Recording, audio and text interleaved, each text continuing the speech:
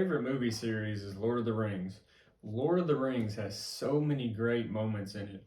It's one of the greatest stories ever told about good versus evil, about accepting the challenge to rid the world of evil and being all who these characters were created to be, and learning to walk in their true identity and finding that there was more to them than they thought.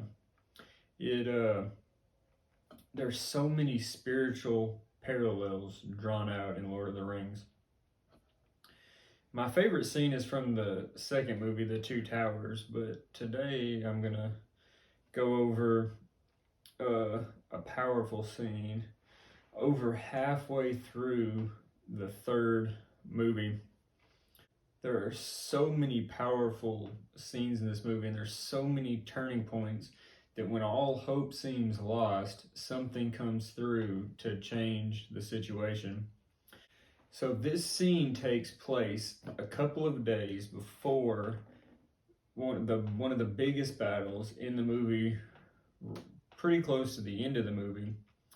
And up until this point, they've only fought smaller parts of the army or little skirmishes throughout, and have picked up some people to help fight, but they're still outnumbered and going up against a massive army.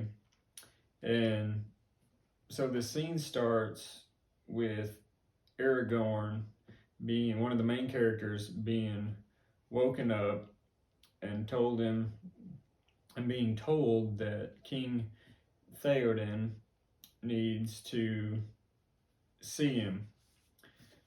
And when he gets there, that's when Elrond,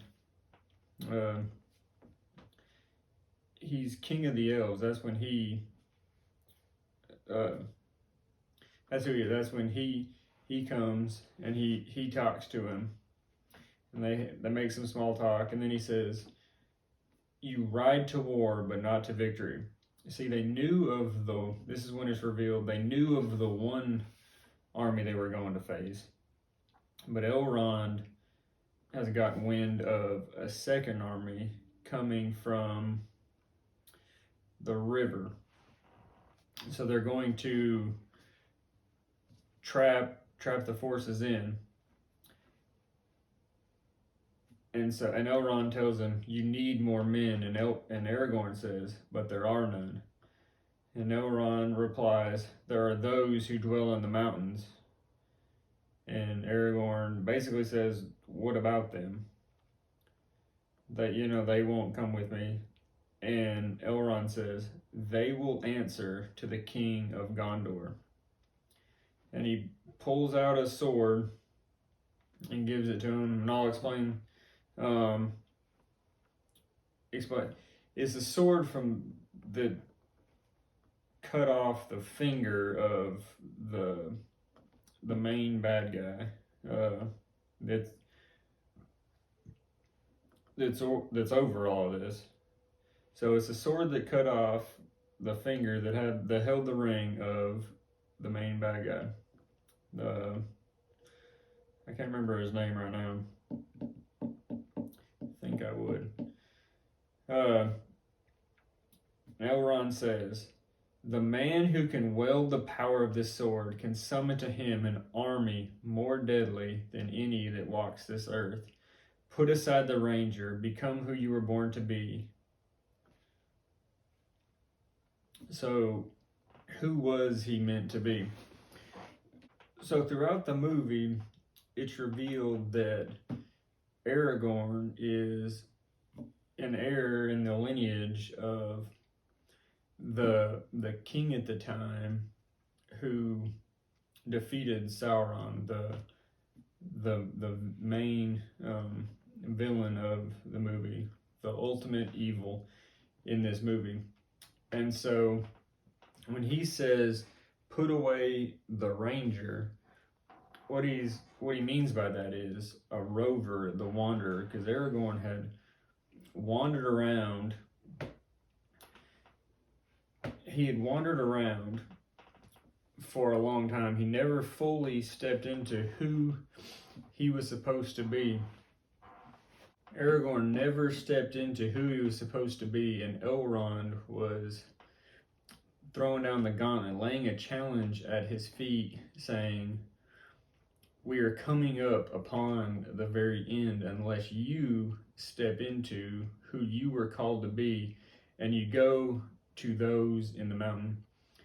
And I just get so much that as Christians, we are called to be those that are hidden in the mountain of God, that's where we are called to hide. And this sword that we are given is the Bible, is the Word of God.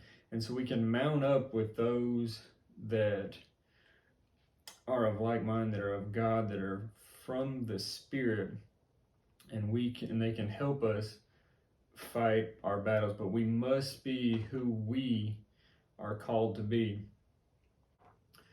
We can be who we are called to be by getting in the Word, reading the Word, and taking hold of the Word. And this scene is just so powerful to me, because at the end he says, whoever possesses this sword can summon to him an army more deadly than any that walks the earth. We have the power to summon angels, that we can have God fight on our side, that we can walk in step with him, and that we can overcome Satan. So we must put aside the false self and become all who we were called to be. We must arise and be all that God has dreamed that we can be. To have victory in this life, we must possess the sword of the Lord, and we must become all who God would have us to be. And I believe that you can arise and be all that God has called you to be. Thanks for watching and listening. It would mean so much to me if you hit the like or subscribe button on Apple Podcasts, Spotify, Rumble, YouTube, or like the Facebook page.